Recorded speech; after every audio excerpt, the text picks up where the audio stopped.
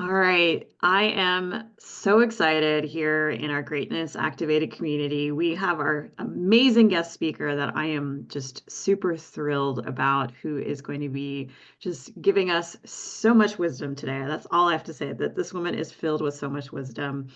Um, I have with us today is a fabulous topic on the area of health, and it's perimenopause and women's health. And Natalie Sofia is just this amazing woman. I have known her for a while.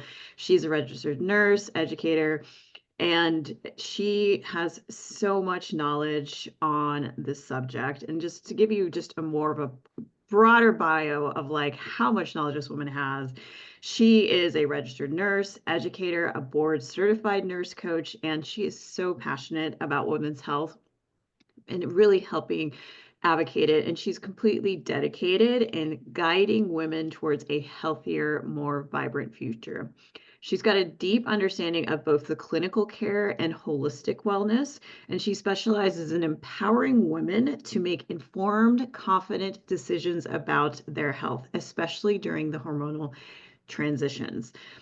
As a coach, Natalie provides precise, dependable, and holistic health and wellness guidance rooted in evidence-based practice and compassionate support. She is especially skilled at demystifying the complex medical aspects of hormonal health, helping women better understand their bodies and reclaim their well-being. And Natalie brings a warmth, reliable, and practical approach to the topics ranging from hormonal balance and lifestyle medicine to stress reduction and sustainable health habits. Her mission is to inspire women to become active participants in their care and live with clarity, confidence, and vitality. So I am so excited that you are here with me to talk on this. I have so many questions for you. But before I dive into those questions, I would love for you to share your story, because I know the first time I heard your story, I was just completely moved. And I think those who are going to be watching you here are going to be, just my bias, going to be moved as well by your story. So if you could just share your story, why'd you got into all this, everything, it's just phenomenal. So Natalie, this is all for you. Oh, thank you so much. And thank you so much for the lovely intro. I'm super excited to be here with you today, Livia. I know that this is a topic that your community is very passionate about, has a lot of questions around, and I'm so glad that you have the opportunity to bring education and knowledge in and around this topic. It's not a topic everybody wants to talk about. It's not a topic people actually know how to find help for. I know this firsthand because when I was in my early 40s, I started to notice some changes within myself that I didn't quite recognize. And mostly starting in and around mood and sleep. I was becoming a little less patient with people, a little more irritable. I couldn't understand why. I'd always been so go with the flow and happy, and these were real changes that were happening. I wasn't able to sleep well. I started having changes within my cycle. I was gaining weight. And the thing is, I wasn't doing anything differently in my life that would have caused any of these changes to occur. But I didn't recognize myself, and I was seeking help everywhere. I went to so many specialists to talk to so many people to try to find answers. I had my blood tested, I had my hormones tested, I took supplements, I went on cleanses, I did all of these things, all in an effort to try to get back into feeling more like myself again.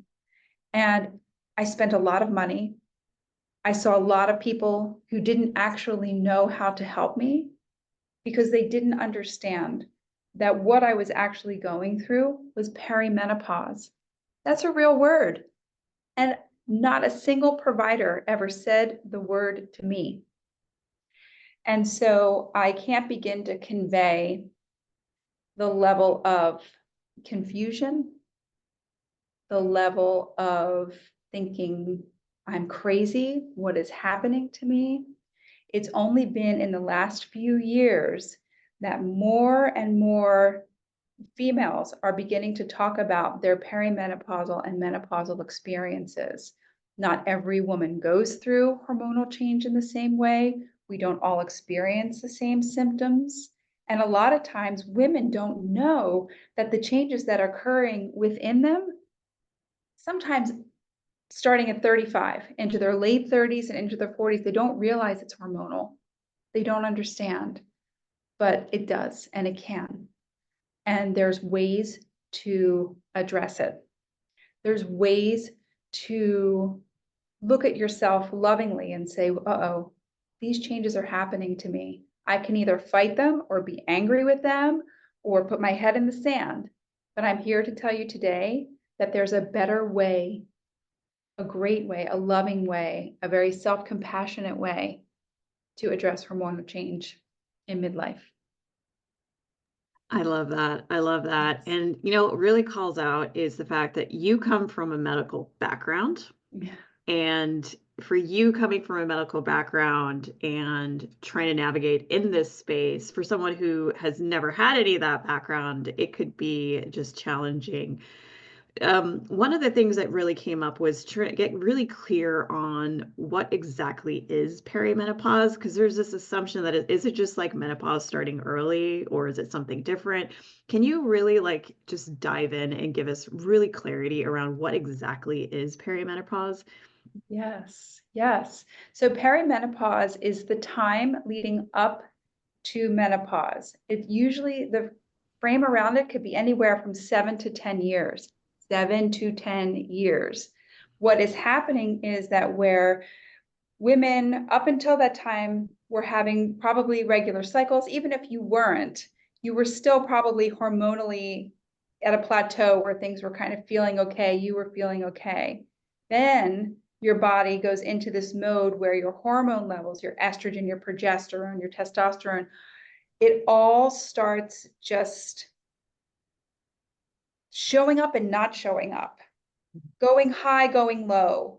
You're not having this very regular cycle of hormone flux. It is very erratic. And with these peaks and troughs, it really wreaks havoc on your system. People think, oh, menopause, I'm just going to wake up one day and I'm not going to have a cycle and it's just going to be fine. But no, a woman's body and her hormone levels start this fluctuation and this level of erraticism that is just unparalleled with anything else they've known prior to this time. And we're not ready for it. We're not ready for the ways that it shows up. And so for 7 to 10 years, your body is getting ready to stop cycling. So what that means is that where you have these great estrogen levels and you're looking good and you're feeling good, now those estrogen levels are starting to drop. You have estrogen receptors in every cell of your body, in every system of your body. And that's why you see a lot of changes throughout your body, because your body is now making less estrogen. When the body makes less estrogen, it's almost like we start getting depleted and we start seeing these symptoms show up where we hadn't seen them before. Progesterone. Oh my gosh, sometimes we go from having normal levels of progesterone to where it just tanks. And progesterone is like our feel-good hormone, right? It kind of keeps us calm, cool, and collected, and roll with things. Once that progesterone level starts to drop, we might get a little ragey. We might start to get a little irritable, right? So these are some of the changes, hormonal changes that are happening within the body that are causing some of these symptoms to occur. 7 to 10 years this can last. 7 to 10 years. Not for every woman, not every time. But that's essentially what perimenopause is this now your hormone levels are in this erratic state and you really don't know what you're going to get. That is really that is profound. I like how you really called out that it's your body is preparing to basically go into menopause. And Yes. that really brings up the whole the mood swings, the night sweats, the hot flashes. am I going crazy or is this Yeah. really hormonal? Like, how do you really know? Or is it just some sort of you're just overly stressed from life? Like, how do you really know the difference as you are going through this? Because it's clearly like your body is dealing with these different levels of either your estrogen or progesterone. And it's interesting how it's like Mhm. estrogen is in every cell of our body, right? And so Yes. how do you handle like these mood swings, the sweats, the hot Mhm. flashes? Like are you really going crazy? Like how do you handle all of this? And do you know if this is actually what's going on? Right. The first thing I always recommend to women who are starting to feel like their bodies are changing, they're not recognizing themselves, they're starting to see these symptoms, is to connect with a provider that they trust. Now, here's my disclaimer. When providers went to medical school, they did not have adequate training on menopause. So a lot of times a woman will go to her gynecologist and she'll say, "Oh my gosh, all the things, I'm having all of this and whatever." And they'll, unfortunately, more times than not, be given an antidepressant and sent on their way. Or it's, here's, take a pill. Let's put you on birth control. Let's give you an IUD. Let's, sort of, to me, yes, that can help with hormone levels, but it's kind of putting a Band-Aid on it. If you understand what's happening within your body, then there are more holistic ways that you can support yourself. Okay, so the first thing I do is say, find a provider who will listen and hear you and offer you more than medication. Okay, because in this phase of life, you need to reframe. Not everything that you've been doing up until this point is going to work for you as you transition through perimenopause and menopause. The late night drinking a lot of coffee, eating a lot of processed foods, not taking care of your body. We need to reframe in midlife that, wait, my body's changing. I might actually have to pivot or move away from some of the things in order to feel better. And so that's kind of what I would say. First and foremost, find a provider who will listen to you, who will take a holistic approach, get some blood work done, get some labs done. Because Livia, you mentioned, how do I know the difference? How do I know this is actually what it is? Mhm. Get basic blood work done, basic CBC, iron levels, iron, especially for my gals who are struggling with brain fog. Now there's studies coming out that are saying that low iron levels, especially if you've dealt with heavy cycles throughout your life, that these low iron levels and ferritin levels, which are your iron stores, that can actually lead to more brain fog. So you really want a provider who is going to look at all of your lab work, because sometimes your perimenopausal symptoms look a lot like hypothyroidism. So you'd want to get your thyroid levels checked, your TSH, your T3, your T4, basic chemistries. Look at your sugar, your blood sugar. A lot of times in perimenopause and into menopause, our bodies become what's called insulin resistant because of these hormonal changes. We're not able to metabolize foods the way that we once were. And so really, if I get my fasting glucose or my fasting insulin done and it's starting to climb, I'm going to have to pivot. I might have to watch my carbohydrate or my alcohol intake and watch my processed food intake. So I would say that if a woman is wondering how to know the difference, start with your labs first and go from there.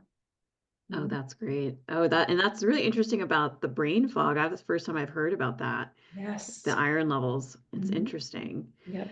What are something that, what can you do naturally to feel better? Because it sounds like, yes, definitely go to your medical provider, find ones that's going to listen to you, Mhm. get some blood work so you get very much clarity on what exactly is going on with your internal body. But, if you're not sure you want to go straight into medication, like Mhm. what are things that you can start to do naturally to help you feel better, to maybe handle the what's starting to happen to you and feeling off for your day to day? Yes.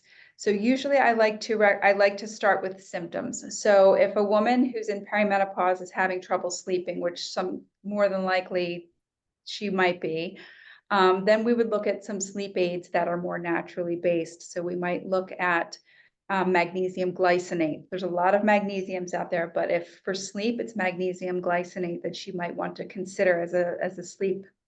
If she needs more than that, she could consider 5 milligrams of melatonin and start there. Some people don't metabolize melatonin well, or they wake up and they're a little headachy, after they take it. Ashwagandha is a great supplement that they could look at for sleep as well. Also, with regard to if they're having hot flashes or they're having joint pain is another big one. Why am I having joint pain? I'm 42. This doesn't make sense.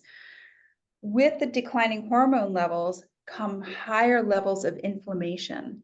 I can't stress enough how important it is to get inflammation under control. That could be through omega-3 supplements or making, people say, I want to eat a lot of fish. Sometimes it's just not feasible, or we're not able to get it into our diets. Omega-3s, turmeric, vitamin D.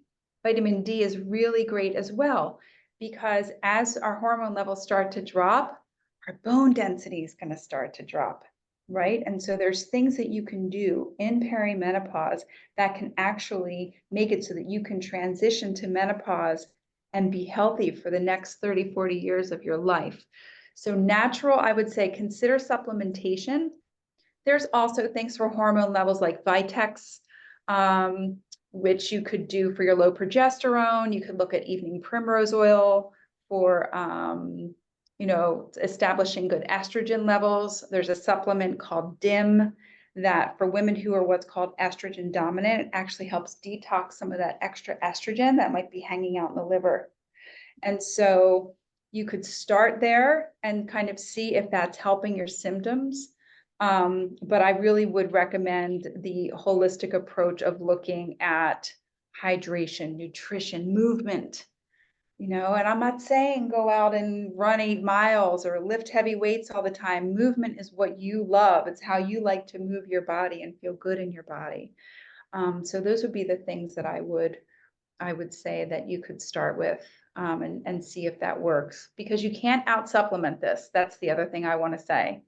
You cannot out supplement. It can help you make you feel better, but at some point in time, as those hormone levels keep dropping, you may need to look at something else. You may need to, so it's kind of like the sort of when you're driving an older car and one thing starts to go and then you fix that and then another thing starts to go. And I don't like to use the terminology starts to go, but I just mean like you might fix one symptom or feel better, but because this is a process and a years-long adventure, likely something else will pop up and you'll need to address that too. So you really have to set your mindset around, this is an adventure, this is a journey, this is something that is not a one and done. I love that. I love that. I love thinking of it as like this is an adventure, it's a journey, like things you'll have to adjust as you go. Like that's a really positive way to think about this, because I don't think we've ever really thought about it. I know for me, I only experienced my mother having her like random hot flashes, but that was pretty much it from what I understood what perimenopause was. And for me, it was just having it think about like it's a journey you're going to go through, and there are going to be different phases and different things to consider and different things to look into. And I think let's segment into that to something that came up that was like, is hormone therapy safe? Because a lot of folks have heard mixed things about it, and there's a nervousness, especially if you're an individual who's more of I'd rather go with a holistic path, but you mentioned like, yes, you can do it, but it may not be enough. You may need to go into this. Is hormone therapy safe? Is it something to consider? Yes, I would say that I never like to generalize for every woman that it's safe, because we all have our own separate past medical histories. We have different body chemistries.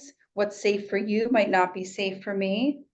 But I will say that what happened back in 2002 with the WHI study that came out and said, hormones cause breast cancer, they're bad, we're taking them off the market. They took hormones away from an entire generation of women. And that didn't need to happen for everyone. There are times And there are certain medical situations, different diagnoses for whom hormone replacement therapy is not recommended. But for the majority of women in the studies that are coming out now, the risk to benefit ratio is totally rethought. So like I said before, our bodies are dealing with these declining hormone levels. Hormone replacement therapy is meant to sort of reestablish some hormone levels so that you can feel more like yourself again. This is a very individualized decision to make. It is one that when I counsel women, I actually refer them to a menopause specialist who can speak to the safety of HRT for them. I don't want to hear about your friend. I don't want to hear about your aunt. I don't want to hear about that. This is an individual specific choice that is yours and yours alone to make with at your comfort level. You need to feel safe about it, but you won't feel safe and you won't be able to make an informed decision about whether it's right for you unless you connect with a menopause specialist, for sure. Yeah. Yeah, that's definitely it's I think that's the thing is that this is more of it's more customized what you're Yes. custom going through. And you can't necessarily say like, yeah, my friend or my aunt or like they did it and it worked for them, but like it may not work for you. So it's really working with individuals like yourself who can help direct you and understand that, maybe these are the right folks for you to work with right now to really understand and support you in this area. I love that. Yes. Yes, because it's not just let me take a pill and be done with my perimenopause or menopause, symptoms. A lot of times what happens is women who are open to HRT, they'll get on it and then they're like, well, that's not working for me. And then they go off of it. Sometimes you need to look at the dose, you need to look at the route of administration, you need to look at maybe a different method of delivery, or, it's sort of not a one and done thing. But like I would just say that if it's something that you're open to, that I'm one of the things that I do well is that I'm able to refer out when that's what the woman said. I definitely want this. I just want to feel better. I want to know what my options are.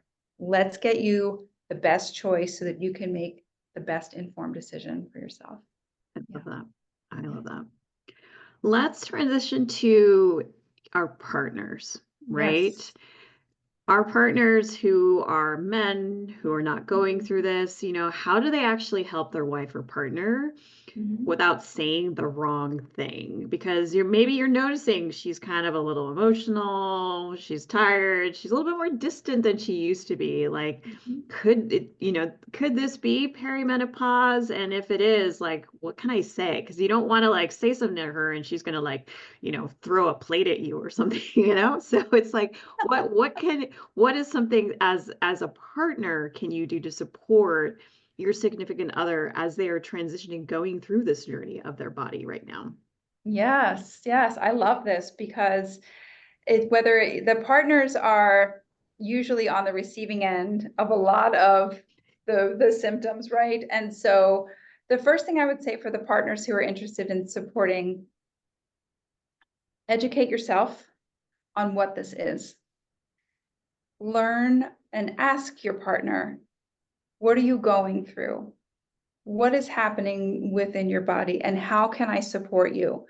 A lot of partners sometimes tend to want to jump in and fix. How can I fix this? How can I help? As I said, it's a journey. And if you're willing to walk the journey with your partner as they're navigating this multitude of symptoms that they might be experiencing, the best possible approach for you to be, how can I help? What do you need? Instead of, how can I fix you? And when is this going to be done and go away? Because the other piece of this too is that perimenopause, menopause, it impacts intimacy. And intimacy may look different for you guys as a couple while this is playing out.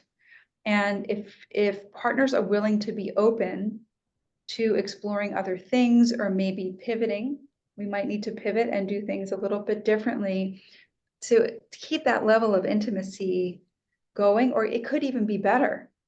But you have to be open to having the conversations, come without judgment, come with an offer to support, and understand that it's not going to be forever, but that if you want to keep the intimacy and connection with your partner strong, be willing to have the tough conversations about what's happening and try not to take what's happening personally. Now, I'm not saying carte blanche that you should subject yourself to, verbal abuse or, that kind of thing. I'm not saying that. But I do know that it works well for couples when partners show up and they're curious about helping, and they're showing support and love instead of, I don't understand what's happening, you're crazy, this isn't good, why aren't you in the mood, that kind of thing. It's not the woman's fault. Women also need to educate themselves. They also need to be able to have the conversations with their partner. Please don't be embarrassed. Please don't attach a stigma to what's happening to your body. Be open, be honest, and say, maybe you don't know what's happening, but you still love your partner and you want to be connected. It might take work for the couple to maintain that intimacy, right? Like it's just, you might, like I said, have to do things differently or consider other options, but showing up as a loving and compassionate partner is one of the best things you can do during this time, and don't take anything personally. I love that. I love Mhm. that. I think that's Mhm. going to be really helpful for, because like you love your partner and you want to jump in and fix, right? I see that often as men, they want to Yeah. fix, right? And Mhm. it's like, Mhm. you can't fix this. She's going through a journey. Don't subject yourself to her maybe rage fest that she might be throwing at you, but have that conversation, learn about what's going on. I think that keeping that communication strong, it sounds like, Mhm. is that Mhm. what is a really, really powerful piece. And I think something to really share too is that you understand this really significantly, and you understand both what a partner and also what a person is going through and how impactful it is and how this is such a journey. And it is just amazing in the work that you do.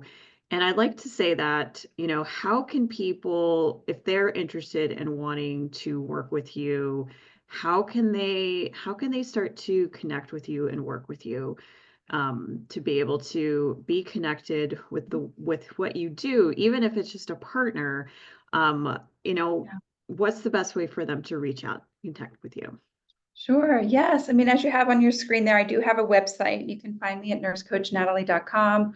I'm also on Instagram. Even if you wanted to send me a quick DM, hey, this is going on. What do you think about that? I'm totally open to answering questions that way. If you ever wanted to just hop on a quick call and have an introductory session, I would be happy to do that too. But yep, there's both ways, both from the website and Instagram would be the best ways to connect. I love it. Well, thank you so much, Natalie. You are such, like, I love, like, every time I speak with you, I'm always like learning so much. And the insight and knowledge you have is just phenomenal. And you're so passionate about this. And the fact that you come from a medical background and you're also looking to do this in a way that's both, a middle ground. It's holistic, but then also knowing when you do need that advanced medical, you're there to support, and you're also there to really give the good references as well. And I think that's what makes you phenomenal as a woman's health coach in this area, because you have so much knowledge and guidance that you can help people, and you really help them understand that this is a journey, this is your own individualistic journey, and also helping support their partners understand what exactly their significant other is going through right now. Yes, So I would absolutely. say, if you have any questions, reach out to Natalie. She is phenomenal. She will be coming back to our community. I know I'll be bringing her back with a lot more, because there's just even more questions that we had, but we unfortunately don't have enough time, unfortunately, to talk about more.